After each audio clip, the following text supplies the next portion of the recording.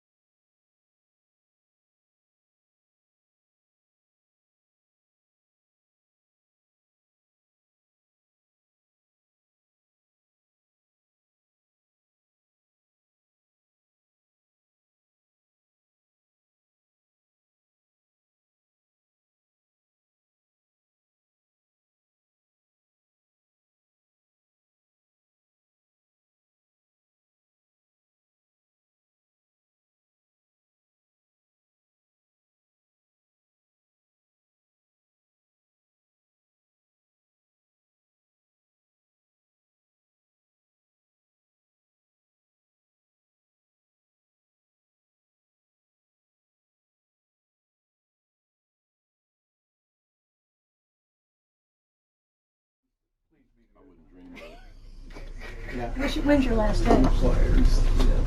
Day. Is it really? Well, I've heard that before. yeah, I know. I mean, I've agreed to do some other things. Bill? He's on the payroll for a while. Yeah, I'm on the payroll. I've got time. Sam, Yeah. Bill, you're on. They're picked up through these, right? It's Over. not changed. Zed and Bill. The budget can be Bill more Craver. goal. I'll just get to their food. I don't think heard someone. Yeah, that's Bill. Bill? Is Zeb on? Zeb? Yeah. Okay. All right. All right. Yeah. Great. Welcome, everyone. The meeting of the Patriots Point Development Authority will come to order. First item on the agenda is the agenda. Are there any changes to the agenda? If there are none, we'll stand approved as presented. The previous minutes you received a week or so ago, are there any additions, corrections to the minutes? Move for approval. So moved. There are no objections, they'll stand approved as presented. Committee reports. Susan? Thank you.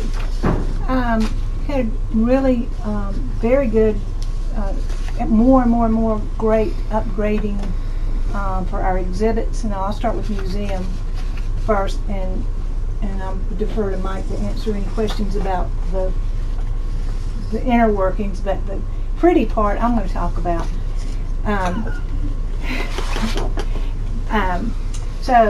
I think we showed you last time the fragile exhibits room that will be open in October, and he made a packet or one of these for everyone, and we'll go through them a little bit, and Mike, you're welcome to jump in if I leave anything out.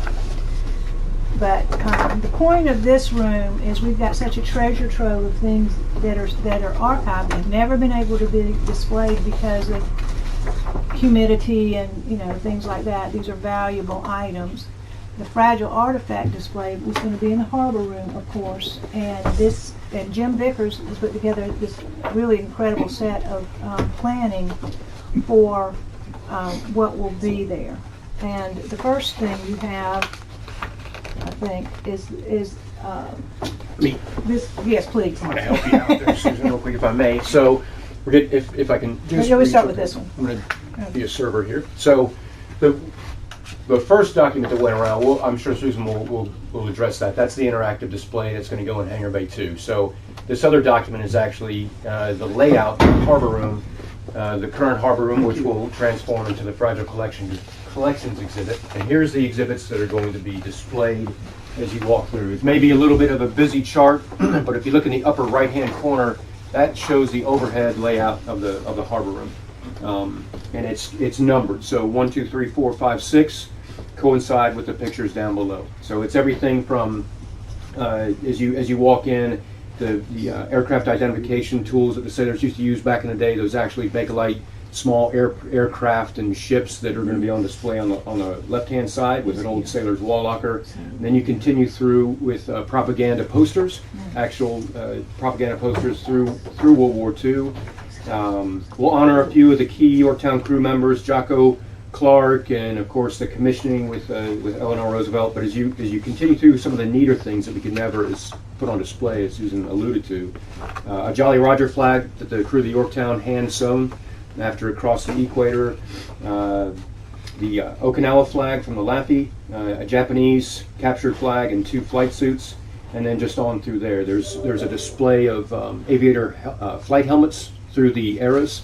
So everything from the original, they used to use football helmets, I'm sure everybody's tracking, up to the modern helmets today. So really neat display. This will be rotated on a quarterly. Some artifacts rotated quarterly, some biannually, and then we'll keep some in there maybe for a year or longer, depending on their popularity. But it's the cool thing is all these artifacts are set aside. We're going to repurpose a few of the cases and use those to display a lot of these. It won't take too much to get this off the ground. Some paint, some lumber material, things like that, and of course it will be secured each evening. Hope I didn't talk too much. No, that's right. Thank you. So one of the things that if we are accredited, when our new director comes, I think that's one of his priorities, is to get accreditation through the American Alliance of Museums. And one of the criteria is that this would be a place where people can come do research. Historians at a very high level. So I think this sets the table to meet that requirement, or to start working on that. In that same vein, I asked Melissa, you know, so what would she really need to get the museum, the properties and the exhibits and things up to that level of availability? And she basically needs four more people or three more people?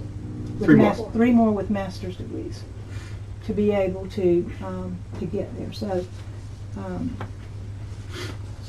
as COVID ends or unwinds or whatever, however you want to call it, in our, I think we'll have to evolve a little bit differently. And this is a great opportunity to do that.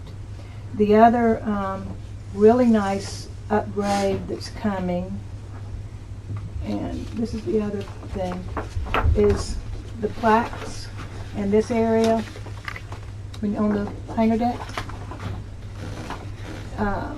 to be reworked. And this is the plan for that, where it's interactive. And if you look up at the top, the signaling flags would be an activity that the kids could. That's good. Okay. These would be interactive, like in the middle, the Morse code thing. You can see the little light bulbs and the signaling pieces to that they can sit down and do. And then so all of these things, those are old phones that'll be sound powered. You can see those on both ends. And the nice thing is kind of some of the things are duplicated a little bit in the activities, so that you know, they can, you know, you don't have a lot of backup of a line, but in the semaphore signaling, you can see they can take some little flags off and write their name, and anyway, that'll be very, very. That's cute. It's a great idea. And I think that most of these things are pretty much things we have on hand. Absolutely. Yes, ma'am. And again, we're just tapping into our own resources and reworking them. So, any questions about that? I think that Melissa can answer. And then in education, in order, again, for us to be able to participate with our education programs in the American Alliance of Museums and their accreditation process, as we know, the COVID hit the education department very hard. We only have 2 people out of that whole department that are still 2 full-time people that are still here. So I'd like to ask that if we could focus on preparing a budget that's favorable to a greater pace of development as our new director comes. I think that would be helpful. Keith gave us a chart of, I don't even understand, yesterday. So, but that's the bottom line is the education, the EIA is going forward. We are still in good standing with our programs. They're real proud of them. And also I think Keith gave everybody the notice for the Wednesday, June 30th. This is the teacher's banquet, and you can see who the guests are. And if you be able to come, please let Keith know, because they have to let the caterer know. So I hope you all can come. Is there any questions? Keith, is there anything that you wanted to else? You know, the other thing I think that was discussed is that we are moving pretty fast and complying with the guidelines on the appropriation request for 2022-2023, which has to be filed, and we're all prepared to do that. Thanks. Thank you. No questions? Development of marketing has been doing a great job over the past, through COVID. And I've asked Chris he's made a couple of presentations in the development committee, and I've asked him to do a brief presentation today, basically as our committee report, to let you know what's going on. Sometimes we don't see here a lot of the things they're doing, and doing some pretty cool things. Chris? Thank you.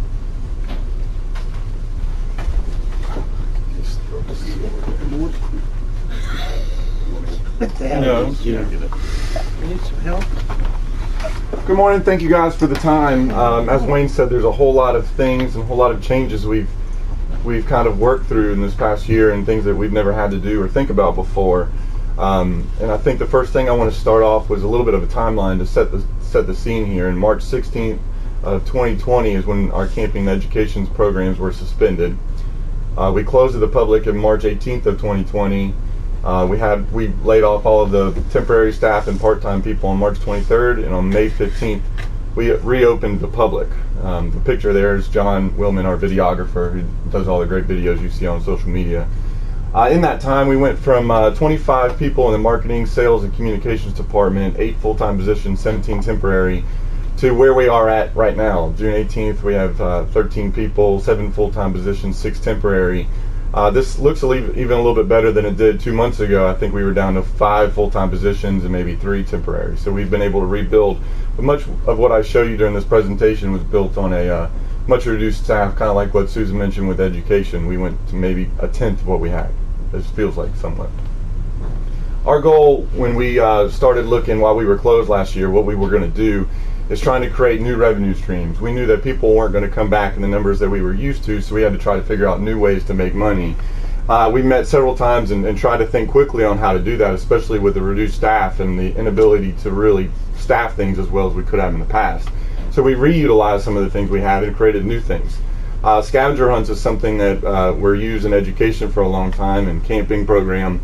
And so Melissa, Hannah, I think Heather, Katisha, we all work together, and Jim Vickers, I should say too, all work together to revamp our scavenger hunts. And we sell those now for $3 at the window, and it includes a pin. I think that they've been a big hit, and Jess has actually, I think, had a part of that too, so I want to thank her for it. Packages too, we also started to bundle packages. We knew that everybody was going online to see what the COVID restrictions were. Did we need reservations? So we knew that we were going to have an increased presence on the website. And Katisha Beanland from our department had the thought to bundle things together so that we can increase the amount of each purchase. And so when we had camping programs, the amount per purchase was pretty high because people could book online. What we found is if you asked people if they wanted to do the flight simulator or pre-purchase a photo, they would buy all those things in advance, and it really helped increase that per purchase price. And the other thing we did is we ventured in the lane of guided tours for walk-up customers, a product we never had. You couldn't just walk up to the ticket window and buy a guided tour. It was general admission unless you were a group or through education department or camping or something like that. And this really expanded through what we tried to do on our own with the Steel Canvas Tour, which took about a year to build and then test and then pilot program and price. And we had just launched that in March, if you could believe that, on our own as we closed for COVID. And those tours were given by docents that were staffed, and there was another 6 people that we lost in our group. So the best thing that we thought we could do is build on our partnership, our great partnership with Bulldog Tours, who already did our ghost tours. And through a joint effort with Tom Ford and the volunteers, and Tom Simons, one of our volunteers, which was a Blue Angel, and Melissa Buchanan, we built a tour with them called the Captain's Tour that we launched in September of last year, twice a day on weekends, and has since grown. And on Monday of this week, with starting Saturday, we're going to 4 tours a day. And on Monday of last week, we had sold more than half of those for the week before we could even sell them out the window. So online, people are purchasing these on Bulldog's website and our website, and coming here and spending $15 more a ticket, and we get a good percentage of all those. So our take in the tour so far, we sold 5,170 as of yesterday, and $23,000 in revenue that is earmarked specifically towards improvement and building of exhibits. And so we think that this is a great source of perpetual revenue to improve and increase our exhibit presence. Another thing that we built and improved was our membership program. It's kind of, we talked about doing a full membership program for years. We've had a lot in a membership program through the Yorktown Foundation, and in about 2019, 2020, we changed that to be sold through Patriots Point. But there were so many different levels to that. If you think of ranks in the military, there was admiral, there was captain, there was lieutenant, there's 3 people, there's 5 people, you can add things. Our staff didn't even, as people come and go, they weren't even clear about what people should buy. And a lot of times they'd have to come to the admin building and buy them through Crystal. It was just a very complex sales process. So what we did is we streamlined that, made it an annual pass, something that we can build on, something that we can start in COVID, and generate sales, and then as we build that program, add things to it when we're capable. So that's what we did. We created a simple sales process called Friends of the Fleet. We did a naming contest on Thanksgiving here with the staff, and everybody here that works here, as they came in, voted for the name. We came up with Friends of the Fleet, which has a brand recognition already because there are a lot of Friends of programs, and we have several ships, so Friends of the Fleet kind of made sense. So $69 a year gets you and a person in for free, 10% a gift shop, and if you want to add people to it, it's $39 a person. So it's been a huge success. Children under 6 are still free. Our goal was to sell 62, and our goals were based on prior membership sales, and so by the end of this fiscal year that we're in right now, we wanted to sell 62 for $4,278 in revenue, which was a 50% increase of that sales time based on the fiscal year 19 membership. It cost us $13,000 to build the program, all funded through South Carolina's PRT tag program through the Yorktown Foundation. And so we didn't use any existing budget last year to build the program. And as of yesterday, we have sold 181 passes for total revenue of $12,129 that goes straight to us. All of the best year that we ever had for memberships before was 200 memberships in the current year. So we're tracking, and we hope to sell more than 450 in this upcoming fiscal year. Another thing that we did is, I think we're all very aware that we no longer have an onboard caterer. We had to figure out how to do food service. And we have been toying with this idea for a long time, but Sis Rita really took it upon herself to work on it, and we created a food truck program. We started with we gave trucks a 2 trial period, 10% revenue share is what we asked. We gave them 2 free trips so we can entice them to come and make sure that they were with us. And it gives us a lot of different options. They market it too. It's a huge win. And since we've launched that in March of this year, we have 11 trucks signed on. We've got a new agreement through that Bill Craver helped us draft. They're handling all the 4th of July food and beverage. One of the food trucks is doing all of the alcohol sales, did the permitting, did the work with the police, all of that, and it's really helpful. And of course they promote it too. So you can see the revenue growth here, almost 100% from month over month. We've got April, we made $1,500. That was just a month after we launched. Last month we made $2,000. I think that we'll continue to see that increase on a month by month basis. Our best selling food truck is Nino's. You may see the Daniel Island ice cream truck on the pier a lot of times when you're here. And last month alone, they sold almost $12,000 worth of ice cream right there, and that's in May sales. So as it gets hotter, they'll sell more. And so I think that this is a very promising program. Another thing that we try to do is create more awareness online and through social media, and help ourselves while we're at it. So the Yorktown Foundation came to us and we met, and they talked about doing 4 quarterly fundraising efforts. And we really first started this with the PBR, or the Pry-Fly, which is going really well. We should be able to open that exhibit with a tour basis pretty soon. The other one was the PBR that needed to work. So we were able to raise more than $15,000 in that effort within a month. I know a lot of people here on this board donated, and thank you for that. But that's what we were trying to do, generate positive sentiment online and help us while we're at it. You'll see a lot of new creative. Our marketing agency that we signed during COVID last year in July, Crawford and Greenville, has been a godsend. They've been awesome. They've been so creative and have new ideas and enthusiasm. And you'll see we're redoing a lot of our creative. So on 26th, our billboard has just been recently updated with this picture. I think it's fresh and clean and shows a family walking down the pier, and is what we want. We also have this up near Moles Inlet, Polly's Island area, right before you get to some of the biggest campgrounds. We've learned that a lot of campers come here, the KOAs. We've recently partnered with them, and so we thought that'd be a good place, not in Myrtle Beach, but just as you get to it. And we'll share those numbers as we go down next fiscal year, how many eyes and what it means to us. I think it was a good chance to show you guys what the return on ad spend has been on the last April and May. And so you can see I had the agency create this graphic for me on the amount of money that we spend, a massive amount of shift. I think Darwin said it best this morning, where COVID was a challenge, but it also was a benefit in a lot of ways to rethink everything that we've done and re-examine everything. So we took everything that was, books and programs and partnerships, and we put it to digital spend last year because we could be efficient. We could pivot on what we need to do, and so that money went a lot farther. And because of the increase of presence on our website, because people looking for COVID messaging, the amount of sales on our website increased. So digital spend, in addition to the increase of people on website, led to a huge increase in return on ad spend. And so I just want you to let you know, as we go through, I'll continue to report on this for the marketing budget next year. As it's approved, I'll tell you what the return on that money is, so everybody knows how well it's spent. And my last slide here today is to show you where we're at and where we're going. So in April 2021, we had 29,000 visitors. Compared to April of 2019, we had 33. May 26 to 27, and in the first 2 weeks of June, you can see we've overtaken 2019. So if this trend continues, that'd be great. I know that our budget is projected in a way that if it doesn't, we'll be okay, but we think that our sales goals will be very ambitious for next year anyway, even if our budget is conservative. So for the first 2 weeks, we've got almost 3,000 or more than 3,000 people more. In this graph right here, one of the things I asked the agency to do is create an index that we can base our numbers off of, anything from health data to travels to CVB to RevPAR with the hotels.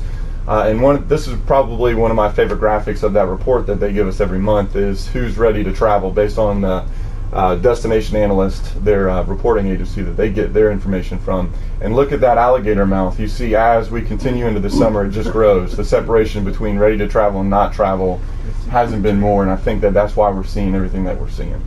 Can I jump in for just a second? Yes, sir. We had Helen Hill at the Mount Pleasant Chamber yesterday, and she was given similar things. And all the things are on go. You probably saw that the airport may set a record in July. And she specifically addressed Mount Pleasant being announced as one of the top 10 search places on Google. And they dove into that, and it was all related to Shem Creek.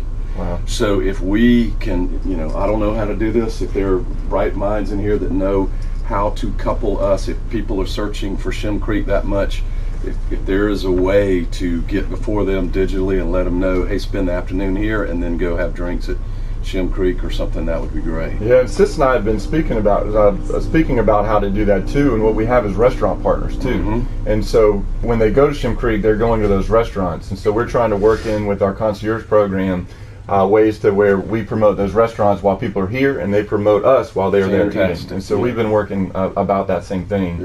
Yeah. Chris Campbell from the CVB is part of this COVID task force that they began last year. And so we've been meeting every 2 weeks on Wednesday, and he has his own set of graphics, and the airport is a big part of that. But yeah, everything is trending the right way, and we're in a great place as long as we keep it going. I think it was 88% at the airport compared to last year at this time, and next year is going to be in July is supposed to surpass. Yes, sir. So, and the other thing that the CVB is really big on is the opportunity that it created. You probably know this better than anybody else in this room, but as the airlines rethought all of their routes, Charleston was one of the major ones that they were able to promote early on, especially how the governor, promoted everything while we were shut down. We're seeing airlines with direct flights like no other time before. It just puts us in another great place to be. So I might have gone a little bit over 10 minutes, but that is my brief marketing part. Chris, how about explaining, I think that your first slide about staff, or one of the first slides, it may be a little misleading. Not all those staff people are doing advertising and PR. Can you explain what all marketing entails? Absolutely. Thank you for asking that. So our department is marketing, sales, and communications, and ticketing, actually, if you want to add that to it. And so the ticket booth by itself before COVID had 3 full-time people and 3 part-time people, a ticket booth manager, and Katisha Beanland, which was our how would you, what is your title, Kat? Your hardware, and she does a little bit of everything for us. But if a computer breaks, Kat fixes it, and does a lot of the back end things with ticketing. But yeah, so that by itself completely went away. Kat is the only one standing from when that was there. We have, during COVID, we filled that with me, Kevin, Sis, John Willman, our videographer. There was no ticketing staff. We spent time, Larry spent time in there selling tickets, if you can believe that. Justice spent time in there selling tickets. So that was a major part. I had my notes, and I didn't even mention it. We had a mascot program completely gone. We had a docent program, 6 people completely gone. We have a sales assistant, a social media assistant, both of those gone, a marketing assistant gone. And so, like, as you dig deeper, every part of what we did here at Patriots Point, and marketing had a little piece of it. And it's easy to think marketing and communication and just social media and selling tickets, but ticketing, the marketing parts, working with hotels. We had staff that would go to the hotels and bring our coupons and had routes, and all that was gone. And so everybody is wearing 3 or 4 hats and just trying to get through. And you know, we're really to the point where if somebody calls out, if something happens, the whole domino tower could fall. And we've had days where I don't even know how we're going to open the ticket booth, and you call somebody and they show up and we're able to open the ticket booth. And what's so shocking is how well we're doing with these numbers and how close. I don't think a lot of people realize how close we are to, even with the crowds, not being able to sell the tickets. And so we went with a staffing agency because of that problem. We would list jobs for the ticket booth or for other positions, and people wouldn't apply, or like Mike has, you call them and they don't come in for the interview, and then it takes a month and a half to get them in. And with those positions, you couldn't wait for that. So we went with a staffing agency specifically for the ticket booth, and we started with 3 people, and we've got 2 of those left. We've had to let one of those people go, but they came in and they don't know us from Adam. A lot of them worked at McDonald's or Burger King, and that's their sales experience. And you have to come in and explain the upsells. When somebody comes and they want to buy a ticket, we'll upsell the Captain Store, upsell Friends of the Fleet Pass, and those sales numbers are somewhat more impressive because of what we've been able to do with those. We try to rely on signage and messaging before they get here. But those people really have taken to it and feel ownership here, and that's been great. But you know, they were a temporary staff, so they come and go. And when our ticket booth manager we hired starts on July 2nd, she'll be staffed with trying to reconfigure out how we're going to move forward in the future. This is a Band-Aid to get us through to the slow season in September. Okay. Anyone got any questions of Chris? Any others? If not, thanks, Chris. Appreciate it. Darwin, facilities. Okay, I'm going to cover IT and ops here initially. We continue to improve our network security. The IT platform that we currently have is headquartered in the gift shop, and we're in the process of making plans to move that at the appropriate time. We're updating our storage capacity for what we call disaster recovery. We're also considering using the cloud for some of the storage that we have, and we are currently upgrading our camera system that's on the facilities. In operations, you'll see gangway number 1 at the far end of the ship. That's being completely renovated, and that's the most critical project. That's going to take 17 weeks. The flight deck continues to be upgraded. We're in the process of improving the power to the hangar bay, and that has to do with a lot of rheostats, etc. But the bottom line is we've saved a lot of money in power consumption by doing that.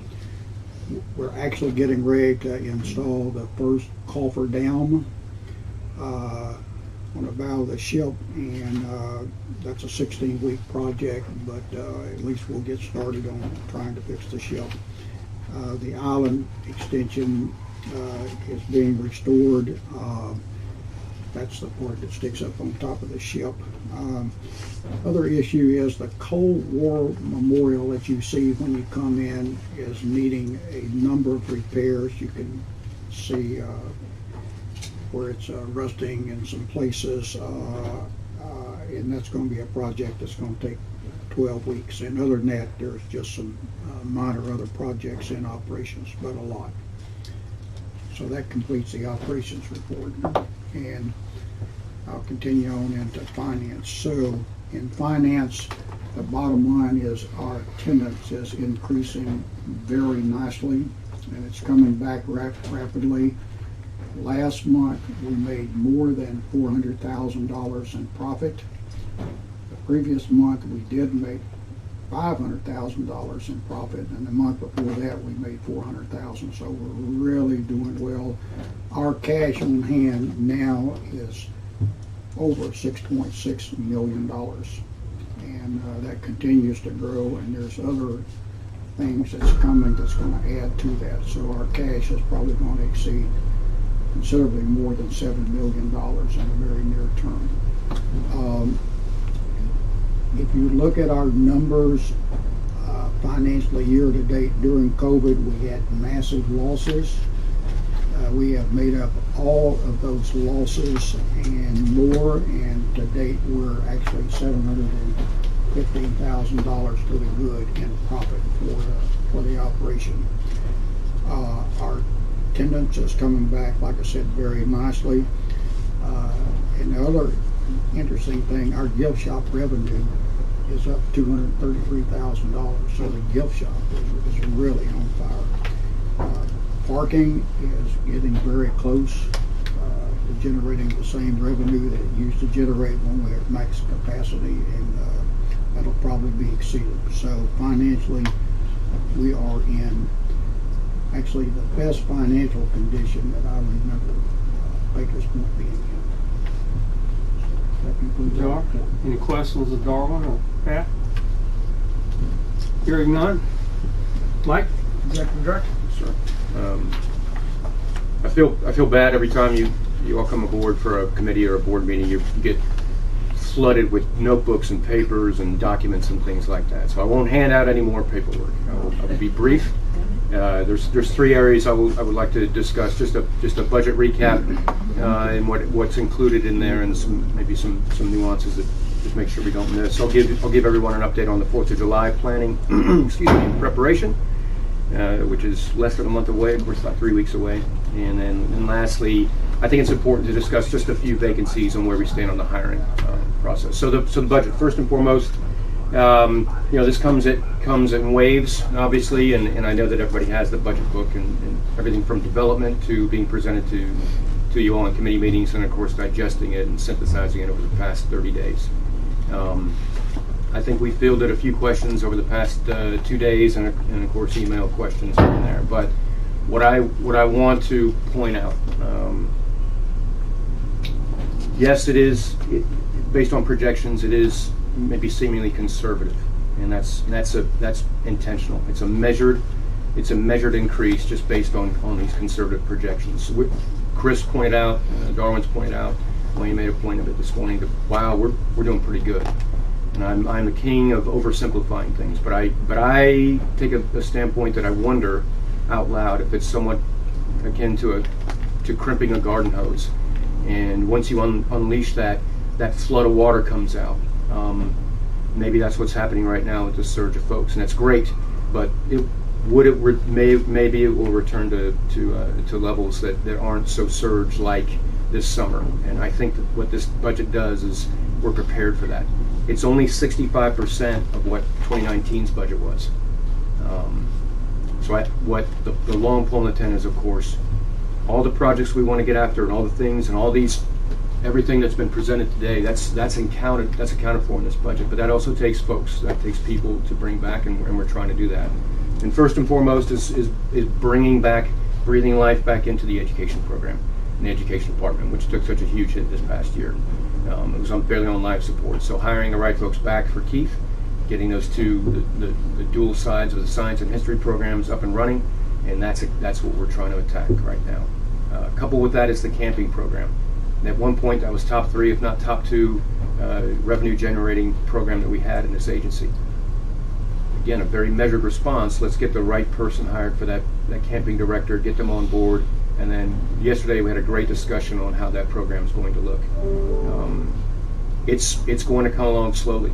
We're not going to go back to bringing 550-ish campers aboard the ship. We plan on a slow roll later this fall with 200 campers maximum just on weekends, and testing out some new systems along those lines.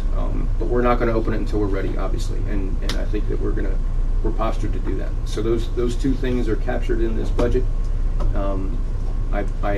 I don't believe there should be any. I don't believe there are any more questions or do-outs on that. And I would ask that we approve the budget for this year. Any questions? Just wanted to make a comment. The Finance Committee has actually looked at the budget, and the Finance Committee does recommend that we approve the budget as is, although it's conservative.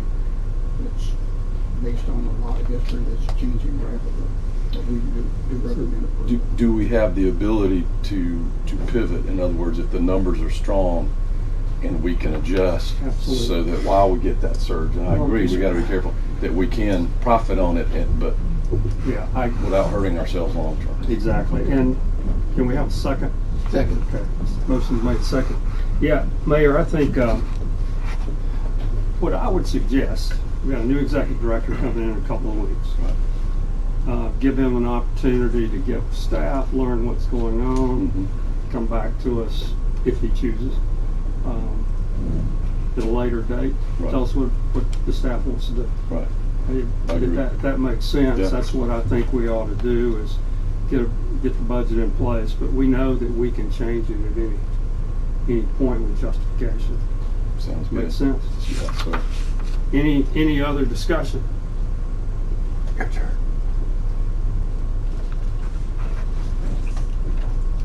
Well, as we all know,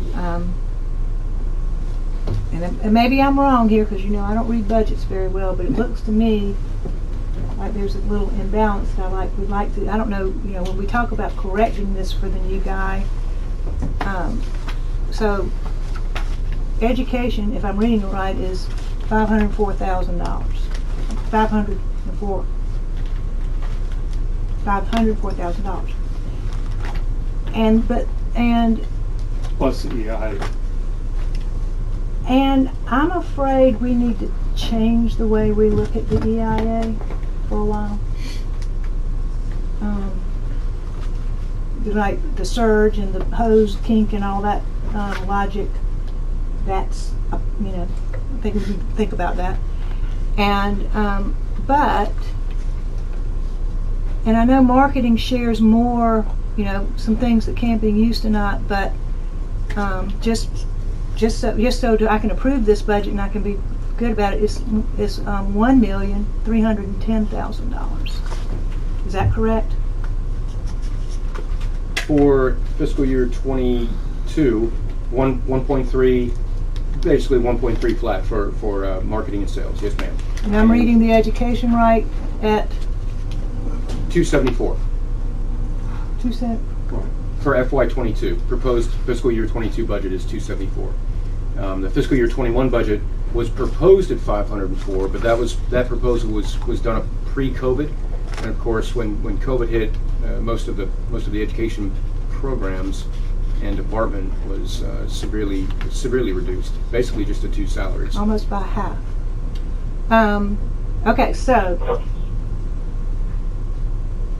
$274,000 is what's in this budget I'm voting on for education. And Well, you can't leave out the EIA. I know. I mean, it's $415,000. So that's a $700,000. and it's all committed, so It's still yeah. part of the education program. It's a big part. but of it's the education. 1.3. Am I right? I just want to understand this. 1.3 for sales and marketing? Mm-hmm. Yes, ma'am. Okay, thank you. Any other discussion? Here? I hear what Susan's saying, and I think we're probably going to make changes when the new executive director gets here anyway. And I'm anticipating that all of this will be on the table when we get a new executive Absolutely. director. And another thing about education, we got a key position there that's vacant. Right. That so we'll have another.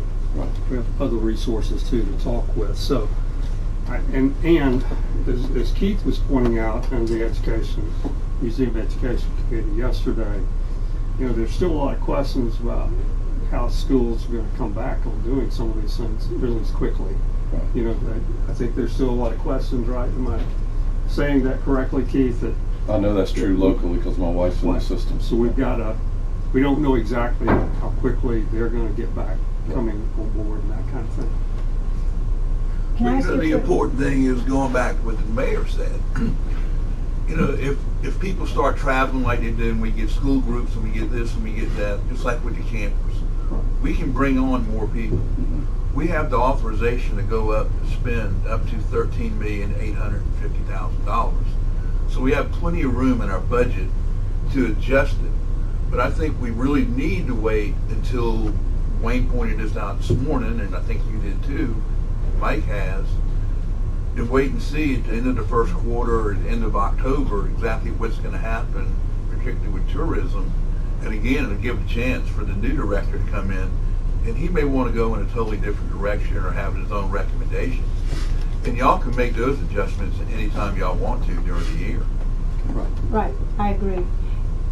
But back to what Keith just said, my understanding is that this money, they want us to change how we've been delivering that EIA and have more kids come as opposed to the distance learning, which is the way we've been getting a lot of those numbers up, is by, straight lining into the classrooms with technology. So yes, I mean, I'm just happy that we're all, that this guy's coming. He's a museum expert, and I want to be able to be sure that we give him what he needs. And so, thank you, Royce. He'll get it. Any other discussion? Parting gift to you. And the motion is on approval of the budget as submitted, right? Okay. The motion is to approve the budget as presented. All in favor? Say aye. Aye. All opposed? Opposed? Thank you, Bill. Takes a while to get that mute button off. Forgot that was there. Got that mute button so we don't hear the TV, right? Yeah. All right, so it's a unanimous vote. We Unanimous. can come back and, Thank you, Susan. upon recommendations of staff, and review things later if Promise we in front of witnesses and on justify it. The other, two other things, very briefly. 4th of July planning has gone very well. Actually, overwhelming response and support from the town. Mayor, that Eric and Andy have been good. Whatever you need, Mike. Literally emails, whatever, whenever you want it. They're pushing those items that we normally borrow, stages, the mundane things, scows and trash cans and whatnot. But what's preeminent is obviously a safe event and less friction as possible on the staff. I feel confident right now. I'll go on record as saying I feel comfortable where we are in this process. I was a little bit twitchy maybe 30 days ago because I didn't get some confirmation from outside agencies that they would support. But now, so far, conditions check are green across the board. I think that we'll have a good event, even though it's just landside. The feedback has been overwhelmingly positive. Again, as Chris mentioned, 9 food trucks. We're going to have a band here. I think it will be great. I think it will be. Have we started promoting it yet? I haven't. It might be up there. I haven't seen Yes, it. sir. I've done a couple things on Low Country Live. We're on social media. It's on our website. Okay, good. But because there's so much fewer parking spots and so many fewer things, we're kind of Soft organically sell. letting it. Yeah. Yes, sir. Yeah, good. Will we use both sides of the parking? Will we use the employee parking also? The employee parking is going to be reserved for employees and also for first responders. So to that point, Okay. there's going to be 70, just confirmed yesterday. The mobile EOC, the Mobile Emergency Operations Center, will be here. It's a large van-type vehicle, 70 Mount Pleasant police officers, and 15 to 18 Mount Pleasant Fire Department folks, plus an EMT. That takes up a lot of space. So our employee lot is kind of reserved for work, for support, and then our guest parking, overflow parking, the old road, and then across the street we've received approval to park on the battery parking spaces, but not on the fields. So we'll fill those up as well. On down the way, the entrepreneurs are going to be parking folks at the Shriners Temple, so they'll be in there as well, and of course over there at the Water's Edge, or excuse me. Will the food trucks be paying a percentage Absolutely. for the ones that are on the lot, but the other ones, I mean, if they're parking down at the Shrine Center, they're not. If there's a food truck down there, I'm not aware if Or there are. drink truck. I wouldn't doubt it, but Yeah. I don't think so. If they're on our property, yes, Yeah. yes, sir. And they'll be licensed to liquor. Yes, we have licensed liquor license, excuse me. The fire marshal inspects every vehicle. Obviously, because if they're cooking food, they have to meet certain requirements, safety requirements. So they will receive a once over that day, and they've already been contacted by the Mount Pleasant Fire Department as well. And what are the hours of? Operation, I'm sorry, I should have mentioned this. So the official event begins at 6 o'clock that evening, and it's 6 to 10 o'clock. So it's a 4-hour event officially. The band will start playing at 6 o'clock. We'll make a short address, and the band will kick off. The museum will close 1 hour earlier. We'll close at 5. So a little bit earlier, just again to allow the folks who work that day to clear, and then the staff who's going to support that night to arrive. So it's kind of a handoff type thing. Last ticket sold at 3:30. Normal opening hours, 9, close at 5. Event begins at 6. Fireworks are shot about typically 9:20, 9:30 when it gets good and dark. It's really kind of a command thing, like, okay, hit it. Tailgater type people with it, there's a different price for the parking lot at 6 o'clock? No, sir, it's $20 all day. Oh, it's all day. $20 all day. So this was a recommendation, if you recall, I think it was an April board meeting. We kicked around different courses of action. The staff looked at it, and we think that's when you're not having the ship side event, it has to be worth the while to do it. So a $20 parking fee for all day long is reasonable. For folks who can come at 9 o'clock and stay for 14 hours if they like. That's a lot of drinking. Oh, yeah. People going on the boats, the tours. Police gonna have the job. Yeah, we're well aware of that. Yeah. So you said security's gonna look in their cars? No, the food trucks, ma'am. Food The food trucks, the fire marshal has to inspect every food truck, because if they have propane and burners, so they have to make sure that those devices are safe. And that's You're that's kidding. standard business. You're just Those kidding. guys are used to it. The food truck vendors, that's par for the course. So you can bring your car and not worry about No, it. but what I was gonna say We is. still have is sniffer if you've dogs. got You're not somebody- totally in the clear. If you've got somebody stop in the car for a minute, to pay, I think that's a great time to hand them a garbage bag and say, would you please help us? Or help the environment, or help whatever you want to, social justice or anything. And just ask them to please use it, and then that way, because if it goes on that long, like you said, y'all have to open the next morning. we do. So maybe that might put a big dent in that. Oh, I'm sorry. Where are the food trucks going to be lined up? What's the plan for that? I did not bring a graphic, but the food trucks, if you can picture in your mind's eye the large flagpole that we have landside and the service flags around it. That's kind of what we typically use as our food court. So the majority of food trucks will be there, kind of arrayed in a corral type fashion, all facing the same. These guys work together quite often. That's good. They'll pull in. The last food truck will arrive not later than 3 p.m. We'll have one food truck, not really, it's a beverage truck, wink wink, over in the northern end of the parking lot where the band is going to be, and they'll be selling adult beverages over there. All right. So we'll have 40 rolling trash cans that we're borrowing from the town, kind of seeded out throughout the entire property. We also have about 15 of our own trash cans out there. So I believe with 55 50-gallon trash cans, we should be able to cover it. And what we do all day long, to your point, Susan, is we just have a team of custodians. All they do is drive gators, and they just pull trash cans all day long, pull trash bags. So we don't wait until the event's complete and then drag ourselves out there and, okay, it's Hands Across America. The custodial crew with contracted folks aggressively all day long are doing nothing but turning and burning, emptying trash and picking up as they go. So it's the cleanup, while it is significant at the end of the evening, is much less. Good. Much less. Well, good. So Some people, not me, are kind of embarrassed about their trash sometimes, and we prefer not to put it in public. I know, Green bags for your dog. with our regional, when we had the regional meeting about the beach traffic issues, when traffic backs up on the beaches, it's not so much people coming and actually parking, it's the people who come and there is no parking. And I guess our police will work this, but if the parking lot fills up and we've got to have a way, and they'll probably send people down to the traffic circle and back out. But we know that people are going to line up on Patriots Point. They do that for soccer games.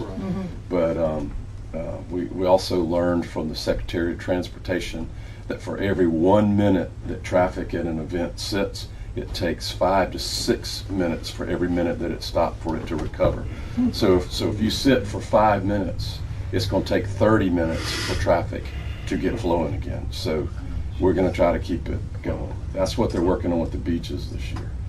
It's not so much who's coming and parking, it's who's not getting to park. So Wow. we may fill up early if it's $20 all day. A lot I of think people. so too. I can never predict it. I've been out there and we've looked at each other at 3 o'clock in the afternoon, and half the overflow isn't even filled yet. We haven't even gone off our property, and we're kind of, wow, it's going to be a dud. 4 o'clock happens, and it's just explosion, and that's when it seems like late afternoon, because folks say, well, they're shooting fireworks at 9:30. let's load up. Yeah. And then that's when we get the glut of folks. Well, You never can tell. Mayor, as always, we appreciate everything Well, I appreciate Yes, it. sir. Aaron is doing. Y'all working on this too. Y'all have always been tremendous in supporting the event. Right. Please pass on our appreciation to others in Thank town. Any public comments? I'm sorry. Oh, I'm sorry. I You did were. have one. I'm sorry. I know I'll be brief. Just a brief update on personnel. There were 17 vacancies a month ago. You authorized us to hire back 5 positions. 3 of 5 are filled. We're a broken record. It's tough sledding getting folks to either they apply, they're not qualified, they apply, they won't answer. So we've had to recast the net on a few positions. I think that's the toughest part. Is just either getting to accept a salary because of course we're restricted by state pay bands and that's just the way it is, or even getting folks to come aboard anyway. So we continue to fight that fight, and that's the gist of it. We're down 17 full-time employees right now, not counting the temporary, but we're making progress. We're making gains. Lastly, if I can, if you indulge me for 1 minute, sometime during President Reagan's first term, I think it was 1984, 6 presidents ago, Royce Breland started at Patriots Point.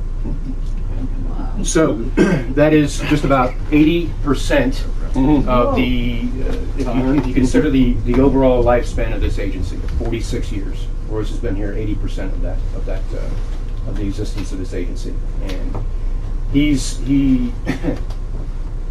roots run deep, even though he kind of hides in the shadows. I will say this: he's a difficult person to nail down because he didn't want any certificates or a pin or a plaque or a flag or any sort of recognition. And I know that he's actually. So we did get him all of those, We did. right? Actually, what we brought him was I only want a good bottle of bourbon. There you go. Oh. Well, maybe later. Well, we did bring. We have a cake for Royce. Congratulations and thank you for your 37 years of service. There's a couple folks that we've asked to come in today. That only a few. There's only 3 left that actually have served a year or 2 longer than you, Royce. But we thought it was fitting that we bring them aboard. Well, I mean, the only 3: Joe, Edel, Diane. Oh my goodness. That's it. That's it. I mean, hell, I've been here longer than Melissa and they've been alive. No, I'm just. I'm a little older than you think. Well, Nick wasn't born when I started here. So.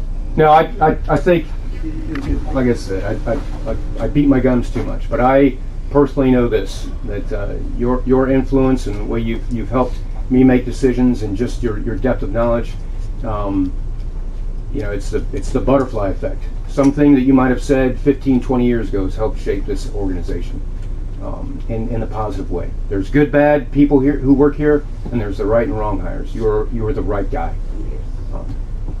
So. Well, I appreciate those kind words. But as Susan said earlier this morning, I've heard this I don't know how many different times, but I'm leaving. And based on conversations with Darwin this morning and Wayne later, I will be back. Even if it's only temporary. Because I will be on the payroll until mid-July or later, depending on how long I need to come back, or they want me to come back in July. So, well, thank you. Thank you. Yeah, we were working on that quickly this morning while he's still on payroll, technically. Royce, I don't think we can adequately thank you for all you've done here. I've been here a number of those years. oh yeah. And the institutional knowledge that you have will be sorely missed here for sure. And all the other things you've done over the years, and the counsel you've given the boards and the employees too. We just really appreciate it. We're going to miss you, in a big way. Well, I appreciate all those kind words. And the people that I work with know, I live 4 miles from here. They can call me anytime they want. Or I'll stop by and visit. Oh, you're much easier to find than that. I started recording you saying that last fall when you were saying it a couple times, so, and in the other times when you started to leave, so. Well, We've got all those commitments. well, one of the main reasons I've stayed as long as I have is Pat and Darwin, so.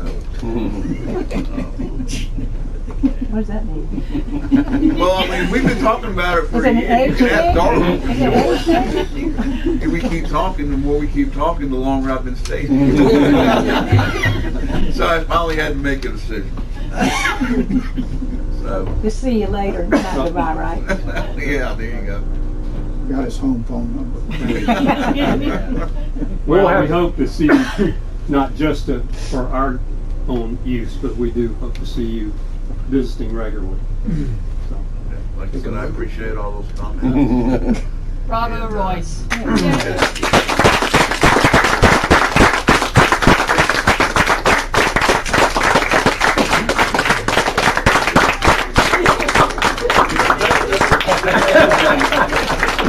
But, you know, there are 3 people here I know that have been here longer than me. Wow. Joe, Edel, and Diane. I mean, I came in 1984, and all of them were here when I got here in '84. Unfortunately, they worked for a contract firm, so they weren't state employees, but they've been here a long time too. Thank y'all. and we thank you Thank for you all all. you've been doing too. Y'all will get the bourbon, he's getting it. Yeah. Royce gets cake. Thank you, All right, see y'all later. Thank you. Cut that cake. Well, we're gonna put it in the kitchen, and Okay. I guess All right. they didn't want to dish out. All Thank right. you. Thanks. That thing was heavy. That's a beautiful That's- cake. And there's no, That's You know that. no public comments, I don't see. If not, Chair will entertain a motion to move into executive session for the purpose of discussing contractual and legal matters. So moved. Second. Second. All in favor, say aye. Aye. All opposed? Guys have it. We'll take about a 5-minute break. I don't think this is gonna take a whole lot of time. Yeah, I just want to ask Darwin.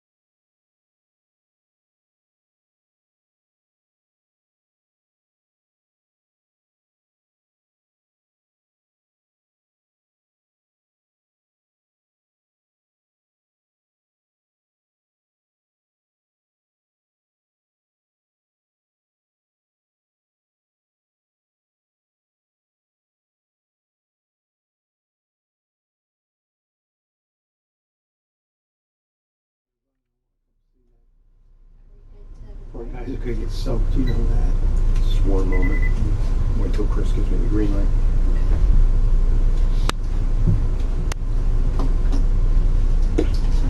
Okay, we're back in open session. There were no decisions made in executive session. If there is no other business to come before the board, we stand adjourned. Thank you so much for your day. Thank you.